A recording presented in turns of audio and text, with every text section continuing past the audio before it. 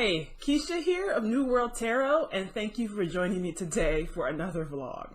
So we are finally here. We have arrived at the last weekend before Halloween, and I hope you can feel like the magic and the mystery that's in the air right now. And it's such really a wonderful time of year. And as you can tell, I've dressed up for the occasion, and I've chosen to be a tarot card for this vlog. And can you guess which tarot card I am? So yeah, I am the Fool.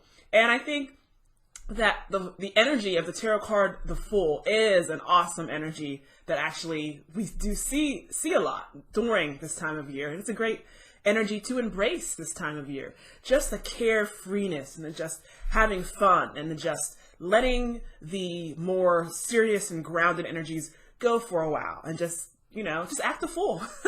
All right. And it's just the adventure of the Fool and the courage of the Fool as well.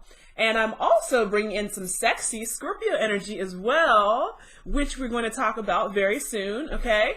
So hopefully you're feeling some of this sexy magical energy in the air right now. All right. So before we keep going, firstly, I'd like to remind you that the Halloween Divination Treat Bag giveaway is coming up, and you can check that out at www.newworldtarot.org/contact for more information. And Saturday, October 26th is the last day to enter. And the drawing is going to take place on Sunday, October 27th. So we're going to do, as we did last time, there will be 3 names selected. The first name is going to be the winner, okay? And then they'll be promptly contacted to see where or if they would like to receive the prize. If they are unresponsive or if they decline, we are going to have 2 more people. There will be a second winner who will be contacted, and then a third as well, if we have to, until we have a winner who accepts and receives the prize, okay? So look out for that email on Sunday, October 27th, all right? So good luck, and again, thank you. Just thank you so much for supporting New World Tarot, okay? And my last little announcement is that I will be actually doing readings at the East Passyunk Fall Fest and Spooky Saturday, this Saturday, October 26th, on East Passyunk in South Philly from 11 a.m. until 4 p.m. So definitely, if you're in the area, this festival should be a great time to explore some wonderful shops and crafts and food and beer and all sorts of stuff. And of course, tarot reading. Okay, so it should be a great time, so definitely check it out. All right, so finally, here we are at another new moon. And the new moon is, of course, the part of the new moon cycle that really begins the whole lunar cycle over again. And this is the part of the cycle that is really the seed of promise. And that is just so pregnant with possibility, okay? And as the new moon grows, so can our own dreams and goals and desires if we water them and give them attention like seeds. And this new moon arrives in the sign of Scorpio. And oh boy, with this sign, we once again find ourselves in like the deep and intense energy of the zodiac, okay? Scorpio is one of the fixed zodiac signs. And there are 4 astrological signs that are called fixed. And these are the signs that hold a great deal of elemental intensity.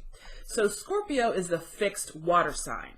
And this is when the gentle waters that were introduced in the sign of Cancer became very stormy and deep and raging, before it changes once again to the flexible and evolved sign of Pisces.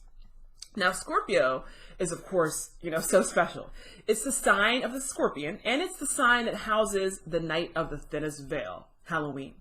Scorpio is the element of water at its most intense.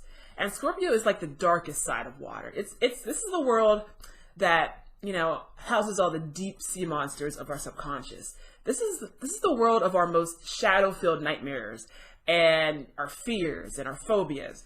But it's also the evocative and intoxicating world of our sexuality, as well as other emotionally charged and forbidden desires. Now, it's always been so interesting to me that Scorpio season has come to be flavored by Halloween and vice versa, because both Scorpio energy and Halloween energy encompass similar themes. Like they both have themes of regeneration and ghost and the broader theme of death. And no, this is not just physical death, but also the greater theme of death that we even see from one day to the next, or on a person from like one big life-changing moment to the next, okay? Excuse me. So when the new moon in Scorpio comes around, it's a good time to ask, what do I want that I'm really afraid to go after?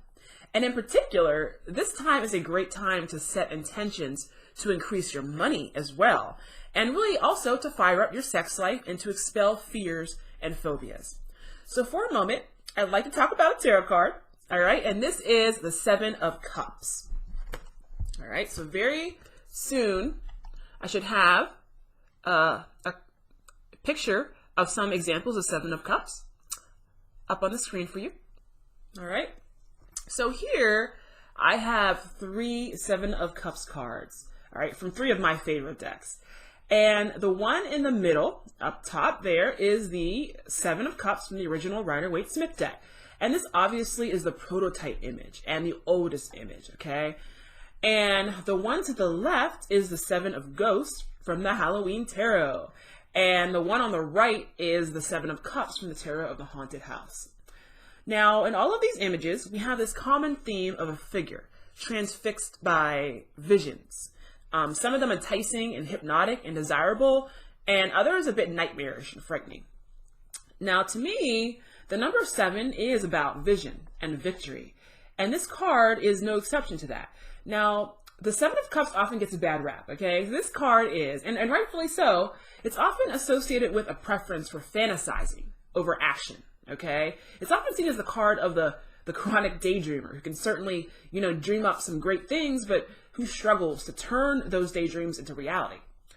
Or similarly, it's the person who chases after too many things, like when you're tempted from one thing to the next, like a flitting butterfly.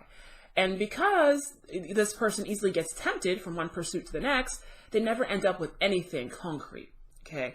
And now all of these meanings certainly are valid and very real energies and interpretations that are found in this card. And in fact, its hermetic title, which is the Lord of Illusory Success, that actually bears witness to that, and that supports that meaning. And this card, because of that, is often seen as undesirable energy. However, I cannot deny the beauty and the attraction that this card holds for me, okay? And all the cards in the tarot bring shadow and they bring light. And I see beauty and light and fun in this card as well. And I think that the tarot is so rich and really multi-layered, and has so much to teach us and gift us when we dive deeper into the cards.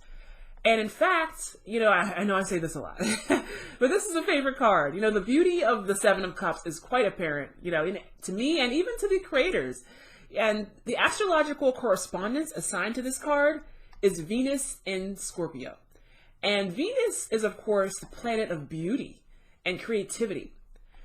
So, yes, there's certainly shadow aspects to the Seven of Cups, and it often reads that way. But when we were just doing a deep dive into the card, the Seven of Cups, to me, is not just about illusion or just about a need for grounded action or choice. But I also see within it the spirit of the immense creative power of your imagination. All right, the Cups cards in general are all about the power of the subconscious. And I tend to see in most of the Cups cards messages about emotions and relationships in particular. However, with the Seven of Cups, on the other hand, what seems to stand out to me is its emphasis on the imagination and its emphasis on the world of dreams, of visions, fantasies, and even nightmares. Yes, nightmares and fears, So appropriately enough for Halloween season, right alongside some treats in this card, and we're looking at this card here, we see jewels and gold, but we also got some tricks, right? We got some creepy creatures that are being imagined and visualized in these cups. And we got ghosts and monsters and things that slither and go bump in the night. And all of these things remind us that we often create or give fuel to our own fears and terrors using our own imagination. We kind of turn our own imagination on ourselves. And this is a card I just see as a reminder of how creatively powerful our imaginations are, okay?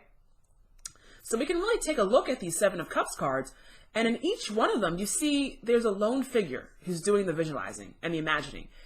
And you can actually say that every man or woman who ever created anything huge or small, you know, big or an amazing, you know, be that a company or a school or a film or piece of art, a book, even other people, children, you know, oftentimes that creating man or woman was once the figure in this card.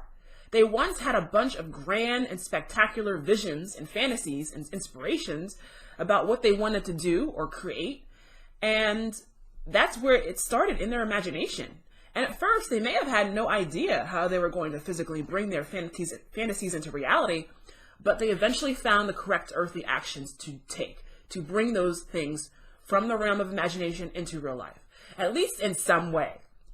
And in fact, I'm sure if you actually, you know, asked many of these men or women who've created things, they would say, and you would probably say the same thing, that you managed to create some of it, but a lot of it is still up here in the clouds, someone might say, yeah, sure, I made this wreath thing come to life, but I can't figure out how to get this castle into the real world. I'm still struggling with that. So the Seven of Cups, to me, is also about having and enjoying intense desire for lots of things in life, some of which may be in fact forbidden or that scare you in some way.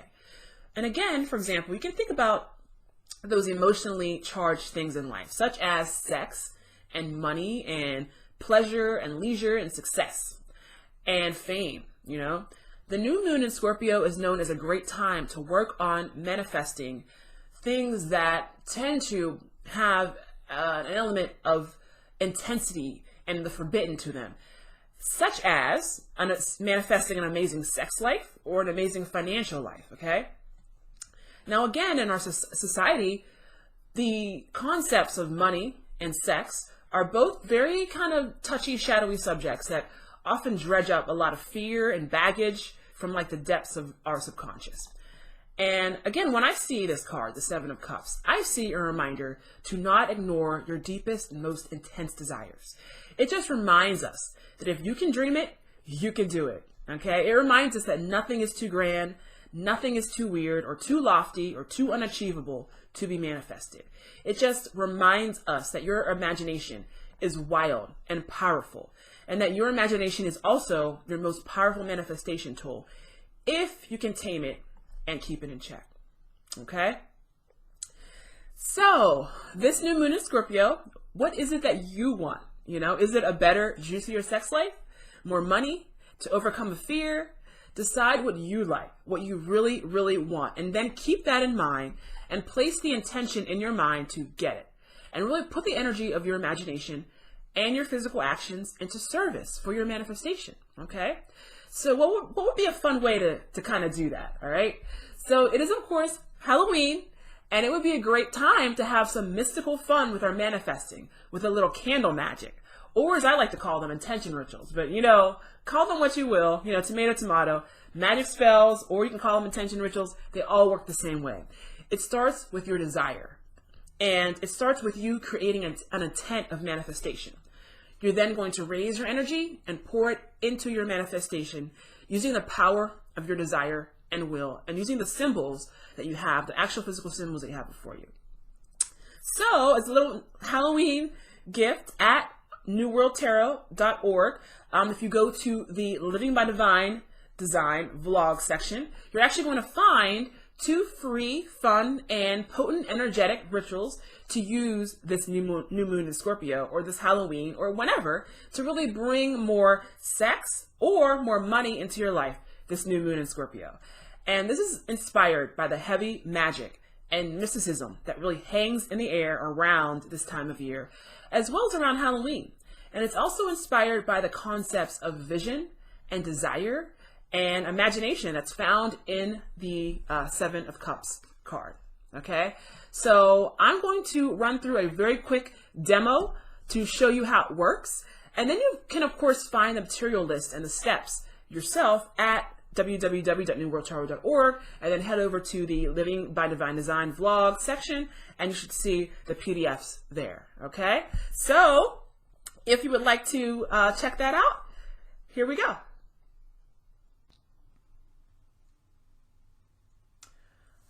All right, so here we are for our Seven of Cups, new moon in Scorpio little candle magic spell or intention ritual, whichever you prefer.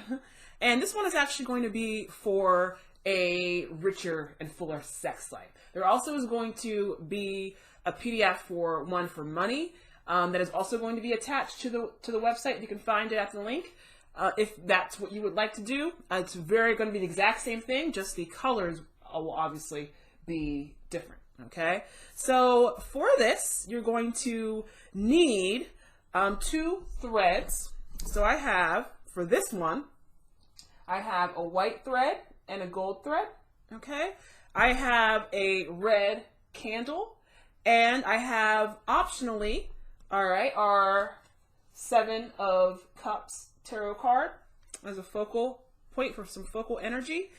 And also, you will need, of course, something to light your candle, lighter, matches, and probably something to put the candle on as well for when it starts to get all gooey and melt and all that goodness. All right, so obviously I've chosen colors to represent different correspondences. The primary colors that we're using here for our sex candle magic spell is red, okay, white, and gold. And the red is symbolic, of course, of desire, of lust, of action, ambition. You know, sex is obviously symbolized by the color red. And here, I actually am using a figure candle, but you don't have to use a figure candle. You can use a regular red candle. They're probably a lot easier to come upon. But if you could actually find a red figure candle that is in the shape of the type of sexual partner you would like to have, I believe that just was going to add. Oh, it's going to add a little bit more energy to your spell. So why not? Okay. So again, red being the color of stimulation, of sex, of strength. White is a color of optimism, and it's a color of magic and life and light. Okay. And then gold is going to be a color of abundance, and it's a color of success and power and strength and increase. And of course, you can find all of these color correspondences and more on the PDF as well. Okay, so when you have all your materials ready, the first thing you're going to do is you're going to just go to a quiet place, all right, and just relax. It's some place where you can be left alone for 15 minutes, and where you can get really just concentrate on raising that energy. You can of course play desired instrumental music. But you just want to get comfortable. Just kind of set the mood. I've set other candles as well, because that kind of helps me get into the mood. All right. So what you're going to do is you're going to take your 2 threads. So for this one, again, we have the white and the gold. And just really going to focus on the achievement of your desire. And think about it as though it's happening right now. Okay. And you're going to really take these 2 threads and you're going to basically twist them into one. Okay. So I have my white and my gold, and all I'm going to do is I'm going to, I don't know if you can see that, it's kind of hard to see here, but I have one white, one gold, and all I'm going to do really is just twist them together. So you can do that however, whatever the easiest way is for you. You can put it underneath something and kind of braid them together. Like for example, if I take my little statue here, place it, and then just start to braid together the gold and the white. Okay, so I'm going to do that until I have the whole thing kind of intertwined. You can try to get it nice and tight here. All right, I don't want to take all day, but you kind of get the idea. All right, so once you've got it braided together, then what you're going to do is you're going to take your now braided together cord, and you're going to make 7 knots. Of course, we're all about the number 7, as shown in the 7 of Cups card here. And 7 is, of course, a number of of magic, and it's the number of vision. It's the number of victory. And we're going to make 7 knots in this cord. And each time you make a knot, you're really going to state, I have, and then what, fill in the blank. Now, for this example, I have an amazing, an intensely adventurous sex life, okay? So, for example, you're here. You're going to make a little knot. Do this here.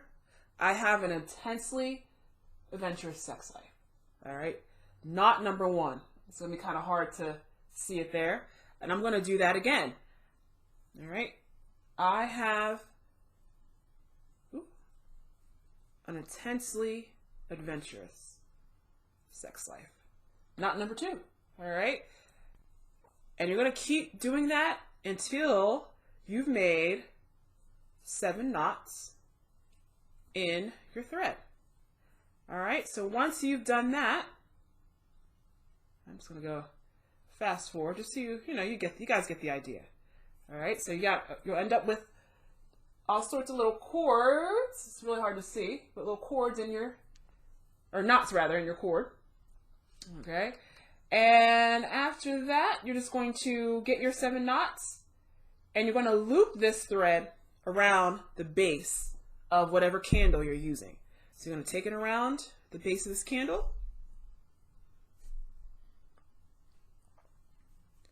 All right, and just tie it around. I don't know if you probably can't really see that, but I don't know, you can make a couple ties.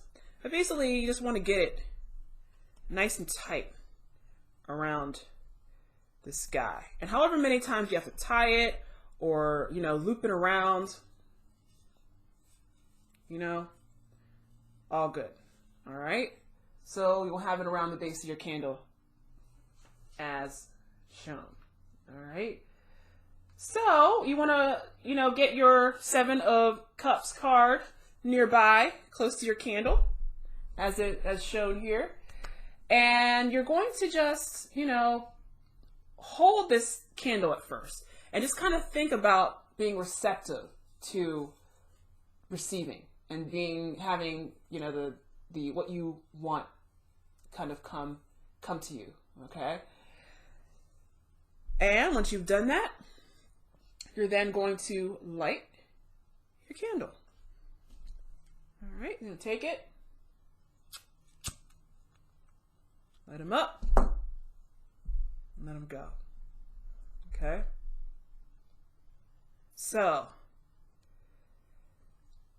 as this candle burns, you're putting out, you've charged the energy into the candle, and you're putting it out into the air to manifest what you want. Okay. Now, of course, it's very important to practice safe candle magic always. Okay. So whenever you do leave the room, you can extinguish the candle, and you can do that whenever you have to do that by stating, I now have, whatever is your desire. For example, I now have a, intensely adventurous sex life.